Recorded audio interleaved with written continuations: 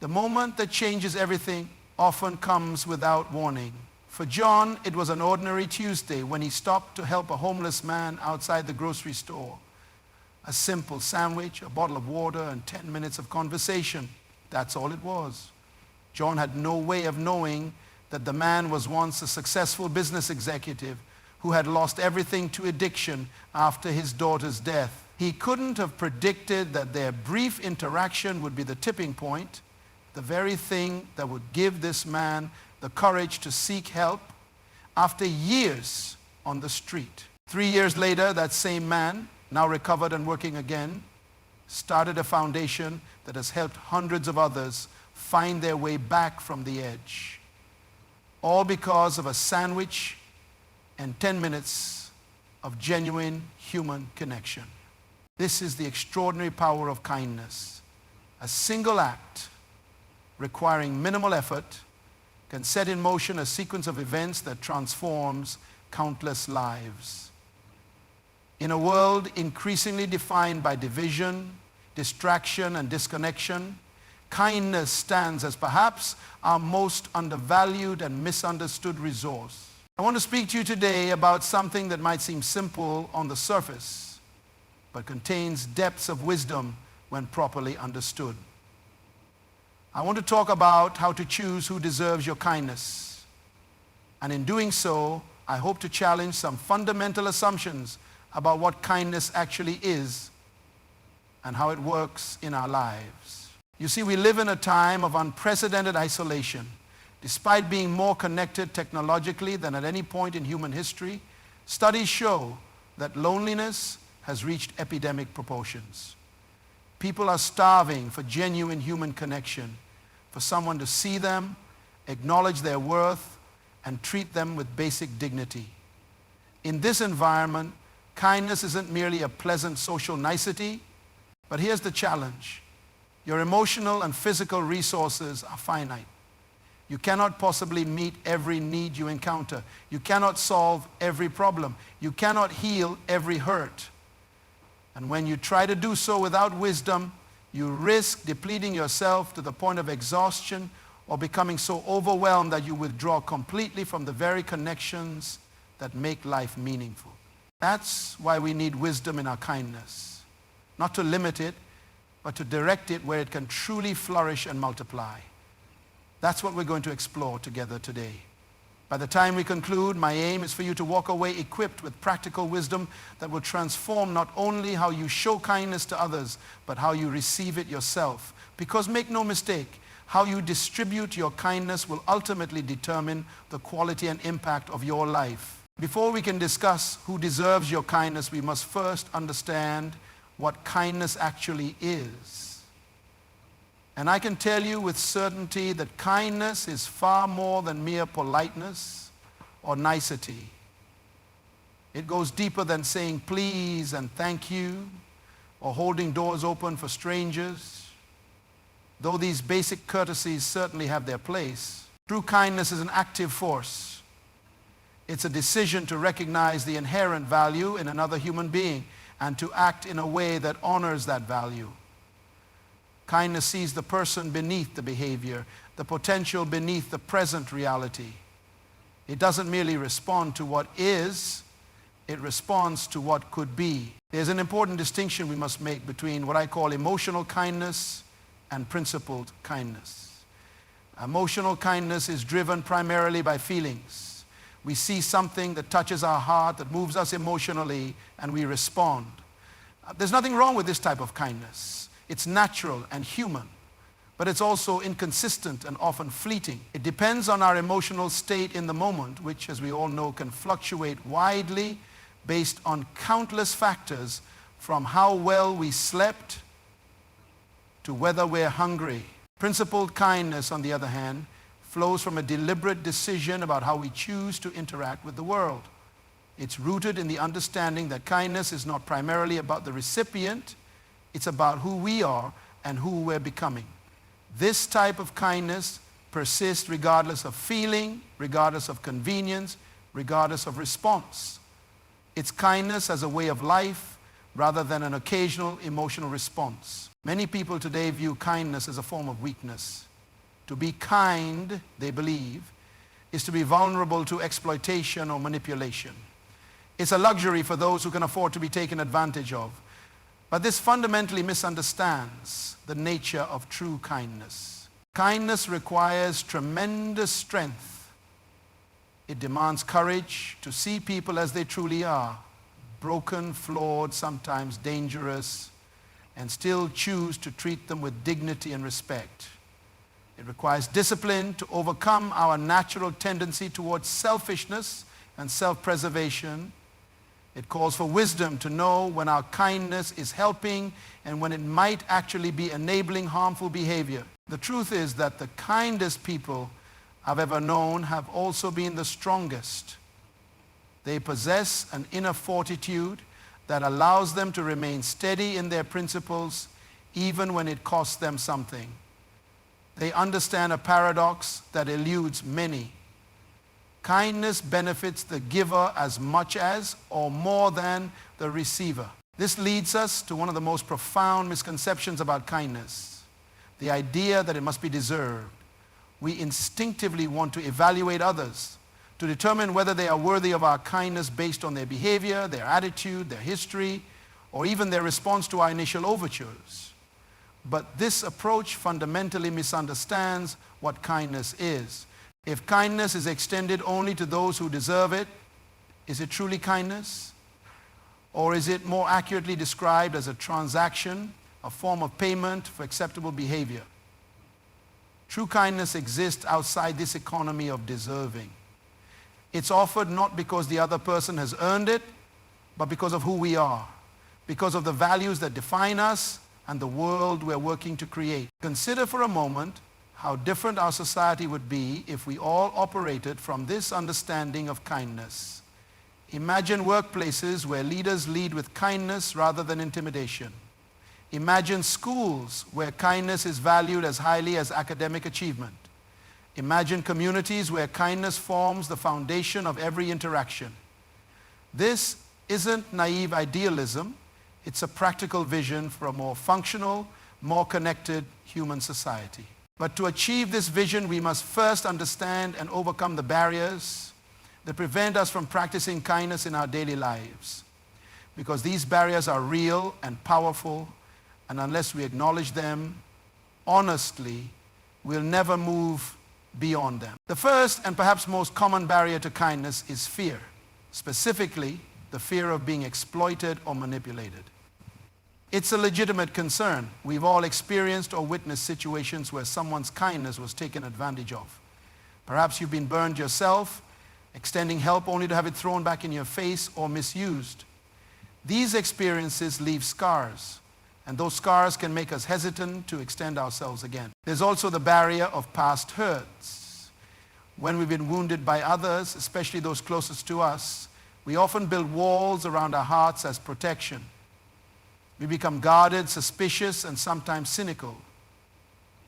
We tell ourselves that this is wisdom, but often it's simply fear masquerading as prudence. These walls may indeed protect us from further hurt, but they also isolate us from the very connections that would heal our original wound. Our culture itself presents another significant barrier to kindness. We live in an age characterized by cynicism and distrust. Our news cycles are dominated by stories of human failings, corruption, and betrayal. Our entertainment often glorifies cleverness, sarcasm, and emotional detachment over genuine goodness. In this environment, kindness can seem naive or unsophisticated, the province of children and fools rather than mature worldly adults. Many of us also operate from what psychologists call a scarcity mindset, the belief that kindness, like other resources, is limited and must be carefully rationed. We fear that if we give too much, we'll have nothing left for ourselves or those closest to us. This mindset sees kindness as depleting rather than regenerative. It fails to recognize that kindness, unlike material resources, often multiplies with use. The more we give, the more we have to give. Finally, there's what I call the performance trap, the tendency to view kindness as transactional rather than transformational. We're kind in order to get something in return, approval, appreciation, reciprocation, or even just to avoid guilt or criticism.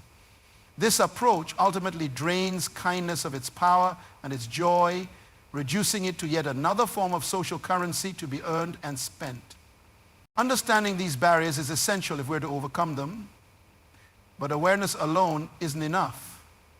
We need a new paradigm, a new way of thinking about kindness that transcends these limitations and positions kindness not as an occasional choice, but as a fundamental life principle. When kindness becomes a principle rather than just a practice, everything changes.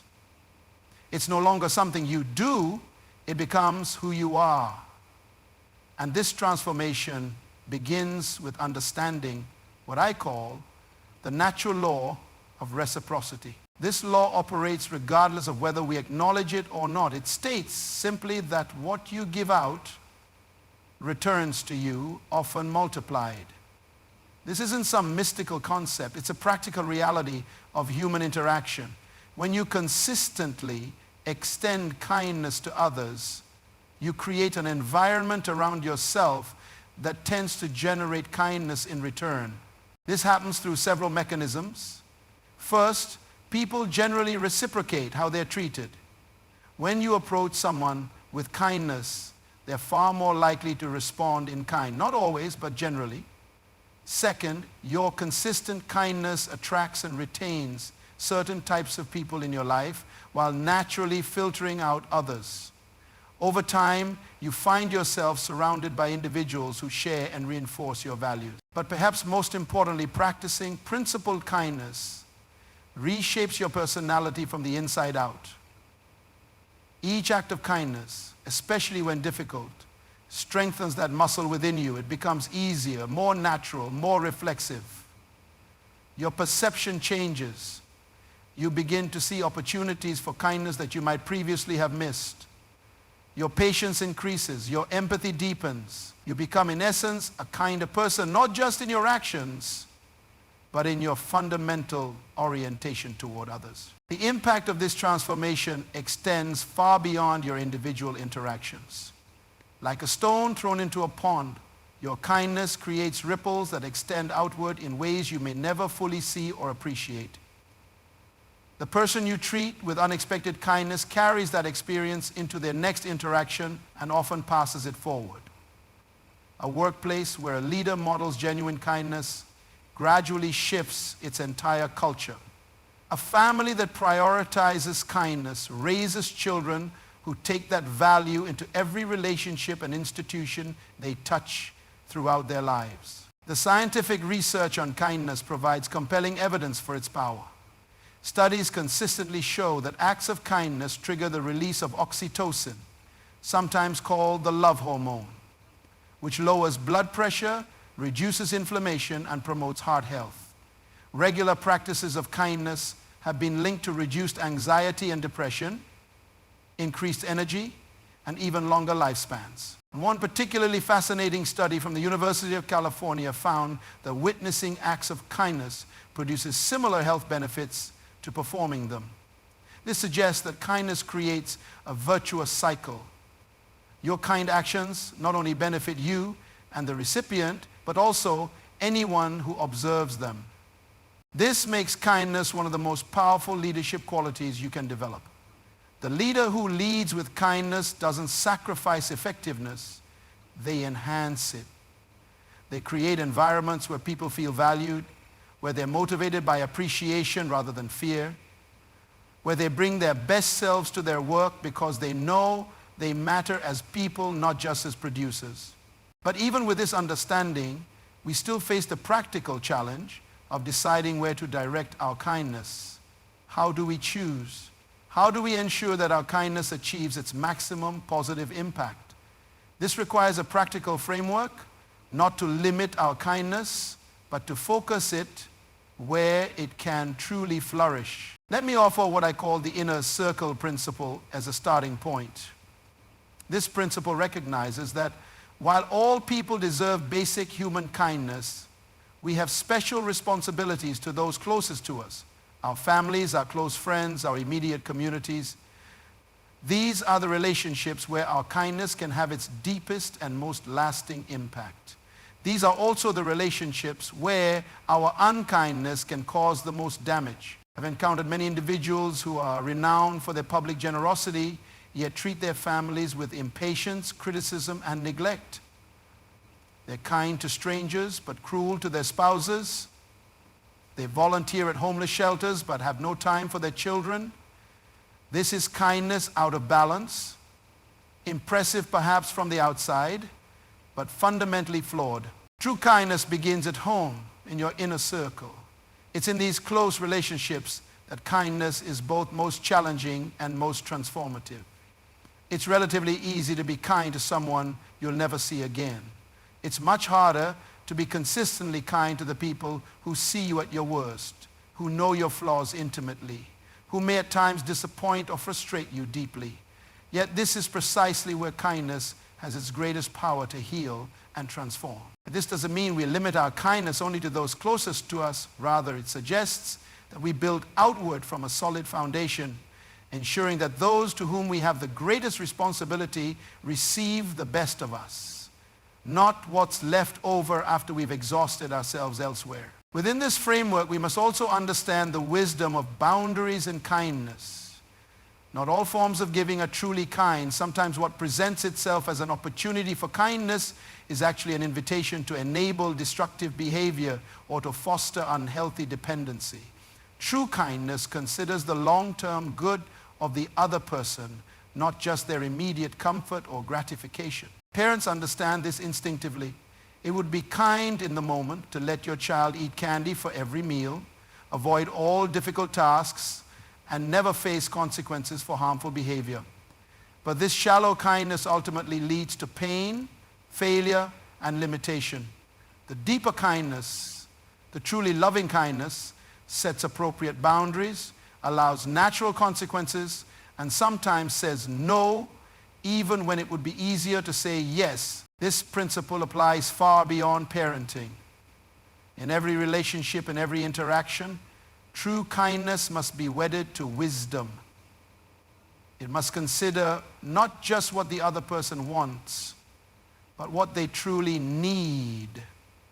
Not just what feels good in the moment, but what serves their ultimate well-being. Developing this discernment requires that we learn to read people, to distinguish between genuine need and manipulation.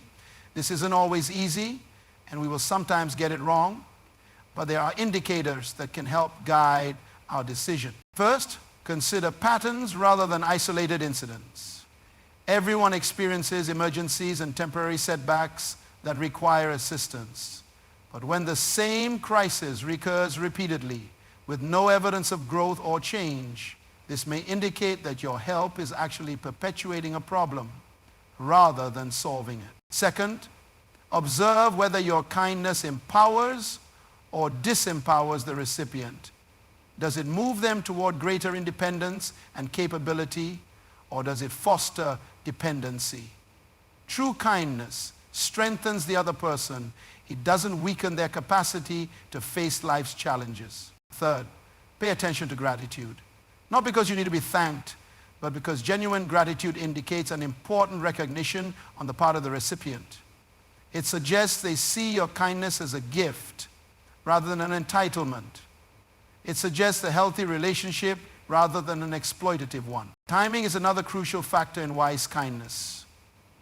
Sometimes the kindest thing you can do is to step back and allow someone to experience the natural consequences of their choices.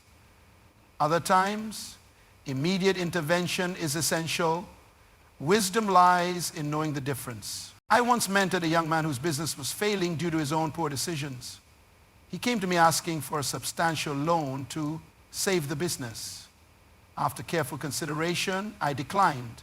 Instead, I offered to connect him with business advisors who could help him understand where he had gone wrong and develop a more sustainable model. I also offered to support him emotionally through what would likely be a painful but necessary failure. He was angry at first. He felt I had betrayed our relationship by withholding financial help. But 3 years later, he thanked me. If you had given me that money, he said, I would have just prolonged the inevitable and gone even deeper into debt. Failing when I did forced me to confront my weaknesses as a business owner and to get the help I needed. My new venture is succeeding because of what I learned from that failure. That's strategic kindness. Kindness that considers the big picture, the long view. It's kindness that sometimes chooses short-term pain over long-term harm. And it requires wisdom that goes beyond our emotional impulses. The highest form of kindness is that which empowers rather than enables. Enabling addresses only the symptom, the immediate need or discomfort. Empowering kindness addresses the root cause, equipping the other person with the tools, skills, or resources they need to overcome their current challenge and prevent similar ones in the future. When someone is hungry, you can give them a fish, and sometimes that's exactly what's needed in the moment. But if you stop there, you've missed an opportunity for a deeper kindness. Teaching them to fish, connecting them with sustainable employment, addressing the underlying issues that led to their food insecurity. These forms of kindness have a multiplying effect. They don't just solve today's problem, they prevent tomorrow's. To practice this kind of discerning, empowering kindness requires what I call kindness intelligence. A set of skills and sensitivities that, like any form of intelligence, can be deliberately developed over time. Empathy sits at the heart of kindness intelligence. It's the ability to enter imaginatively into another person's experience, to see the world, however briefly, through their eyes. Without empathy, our kindness may be well-intentioned but misaligned with actual needs. We give what we would want in the situation rather than what the other person truly needs. Developing empathy begins with genuine curiosity and attentive listening. It requires us to temporarily set aside our own perspectives, assumptions, and judgments. It means asking questions rather than leaping to conclusions. When someone is struggling, our first response should not be advice or solutions, but understanding. Tell me more about what you're going through. How is this affecting you? This doesn't mean we must agree with or endorse every perspective. Empathy isn't approval. It's simply the willingness to understand before being understood. To see the whole person rather than just their current behavior or circumstance. Along with empathy, kindness, intelligence requires discernment, the ability to see beneath the surface of situations and to make wise judgments about the best course of action. This discernment develops primarily through observation and reflection. What happens when you respond to a certain type of request in a certain way? What patterns do you notice in your interactions? Which approaches to kindness seem to have lasting positive impact, and which seem to evaporate quickly or even backfire? Many of us fail to develop this discernment because we don't take time to reflect on our experiences of giving and receiving kindness. We operate on autopilot, responding to situations based on habit or immediate emotional impulse rather than thoughtful consideration. Breaking this pattern requires intentional reflection, looking back on your interactions and asking, what worked? What didn't? What might I do differently next time? Some of our most valuable lessons come from what I call missed opportunities.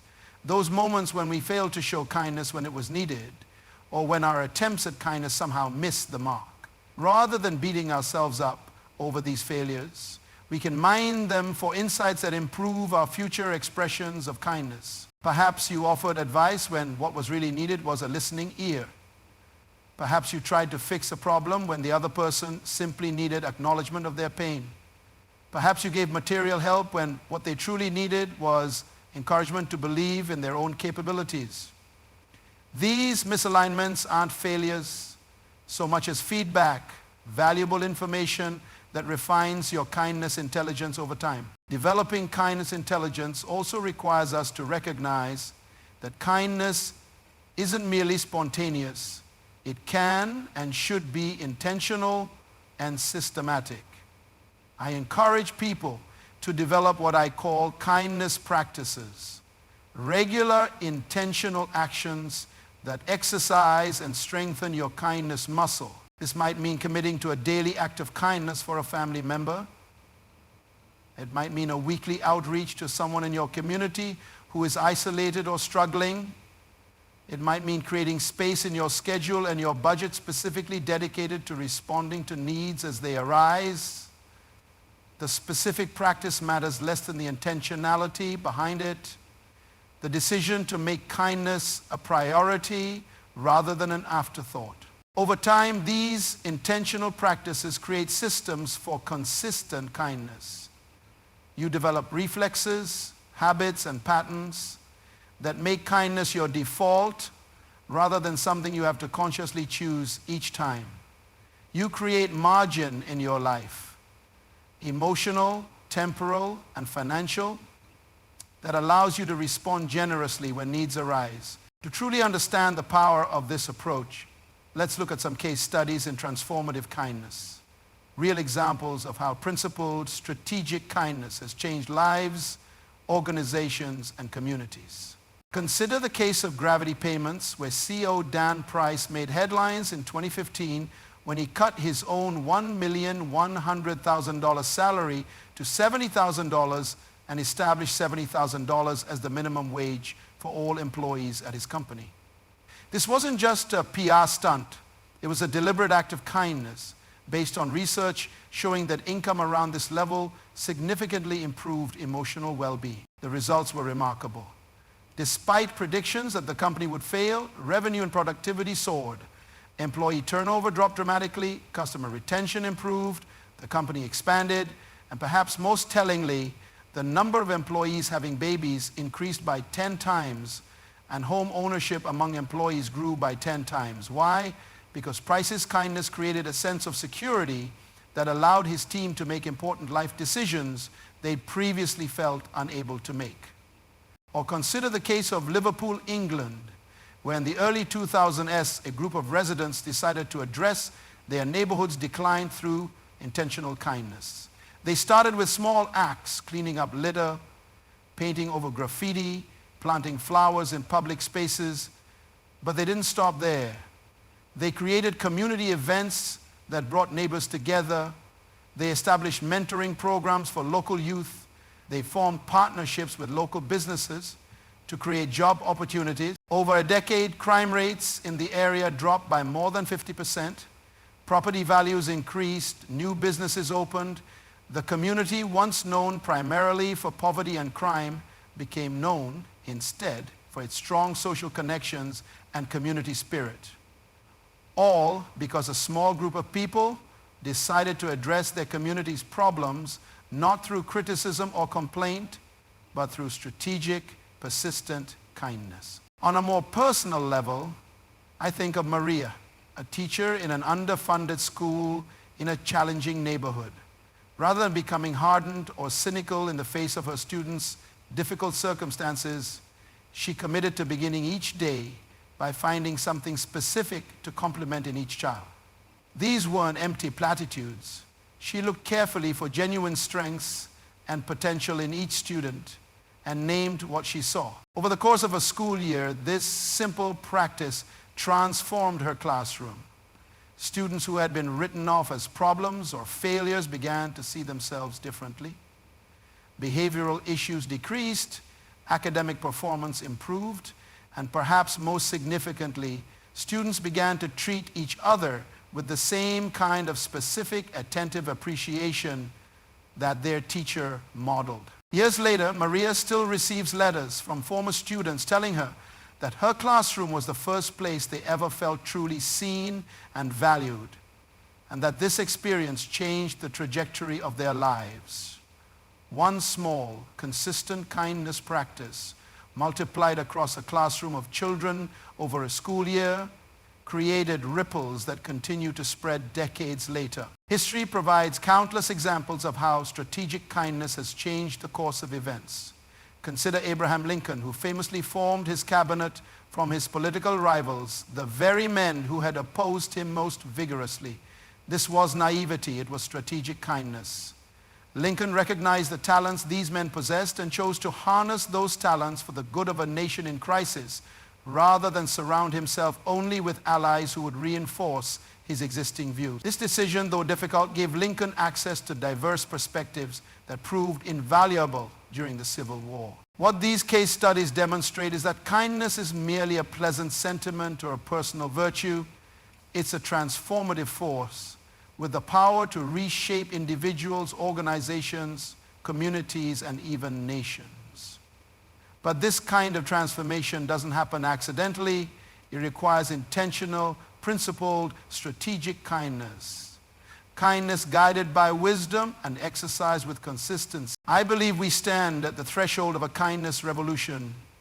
In our divided world, kindness offers a radical alternative, recognizing our fundamental interconnectedness as human beings. This revolution begins with you, making principled kindness a cornerstone of your character. It's developing patterns that make kindness your default response rather than an occasional choice. Your kindness mission may focus on family, workplace, or community. Wherever you direct it, remember that consistency matters more than magnitude. Small kindnesses practiced regularly have greater impact than occasional grand gestures. A parent who consistently speaks with patience does more good than one alternating between neglect and extravagance. As you practice kindness, you're creating a legacy. At life's end, what will matter most won't be achievements or possessions, but the lives you've touched and transformed. This is the wisdom in choosing who deserves your kindness, understanding that kindness reflects who you are becoming. When kindness becomes your character, the question shifts from who deserves my kindness to how can my kindness best serve this person? Begin now. Start where you are with the people right in front of you. Practice strategic kindness that sees the whole person, empowers rather than enables, and flows from your character rather than just emotions.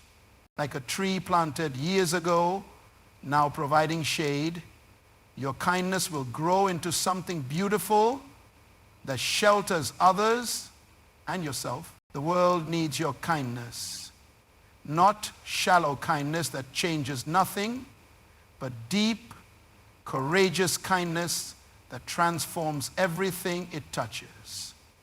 Kindness that sees potential beneath brokenness and believes in people before they believe in themselves. This is your moment. The kindness revolution begins with your decision today to become a person of principled kindness. So I ask you, who will receive your kindness? And how will that kindness reflect who you are determined to become? Choose wisely, choose kindly, choose today.